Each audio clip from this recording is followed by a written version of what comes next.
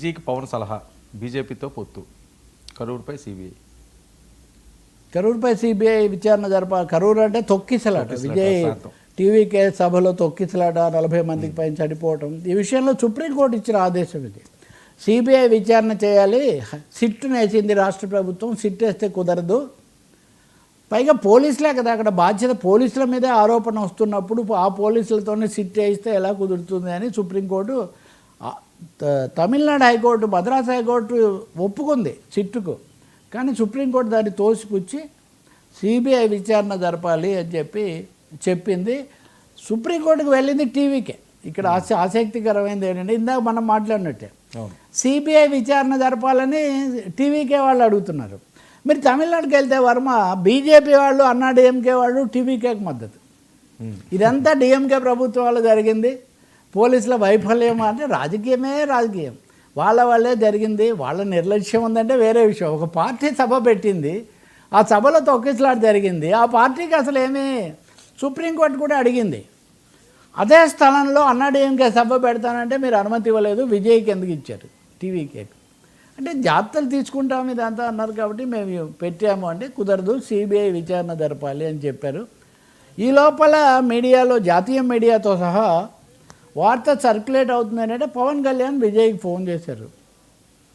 విజయ్కి ఫోన్ చేసి ఇవన్నీ మాట్లాడడంతో పాటు, మీరు ఒంటరిగా డిఎంకేను ఓడించడం అనేది సాధించలేరు, మేము కూడా అలా ఒంటరిగా పోరాడినంత వరకు ఫలితం రాలేదు, జగన్మోహన్ రెడ్డిని ఓడించడానికి మేము అందరం కలిస్తేనే ఇక్కడ విజయం సాధించి ఇదిగో నేను ఇదయ్యాను, కాబట్టి మీరు కూడా అందరితో కలిసి ఫైట్ చేయడానికి ప్రయత్నం చేయండి అని గట్టిగా పవన్ కళ్యాణ్ ఒక సలహా ఇచ్చారు. అంటే ఒక విధంగా బీజేపీ ఆ లైన్లో ఉన్నారు కాబట్టి అదే విజయ్కి కూడా సలహా ఇచ్చారు. విజయేమో మొదట కొంత విమర్శ చేశారు ఈ మతము ఇట్లాంటి వాటి మీద, కానీ తర్వాత కొంచెం స్లో డౌన్ అయ్యారు. ఈ ఘటన తర్వాత ఇంకా స్లో డౌన్ అయ్యారు. రాష్ట్ర బీజేపీ ప్రత్యేకించి ఢిల్లీ నుంచి హేమమాలినితో సహా ఒక ప్రతినిధి వర్గాన్ని పంపించి వాళ్ళు కవరప్ చేయడానికి వాళ్ళు ప్రయత్నం చేస్తున్నారు. అన్నా డిఎంకేనేమో మీరు మాతో వస్తామంటే చెప్పండి, మేము ఇవన్నీ ఒక విధంగా చూస్తాం అన్నట్టుగా వాళ్ళు ఉన్నారు. ఇప్పుడు థర్డ్ ఆర్గ్యుమెంట్ కూడా ఒకటి నడుస్తుంది. అన్నా డిఎంకేతో పొత్తుకు కనుక టీవీకే ఒప్పుకుంటే అప్పుడు బీజేపీ అవసరం ఉండదేమో అనేది కూడా నడుస్తుంది. బహుశా ఈ నేపథ్యంలోనే పవన్ కళ్యాణ్ ఇలా కాదు మీరు కలిసి వెళ్ళండి అని చెప్పారన్నది బయట అన్ని మీడియాల్లో వస్తున్న సమాచారం.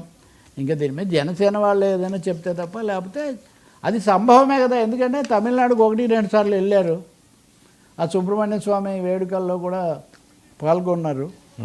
నటుడు, పైగా సినిమా ఆయన కూడా ఈయనలాగే సినీ నటుడు, కాబట్టి ఇది సంభవమే అనిపిస్తుంది.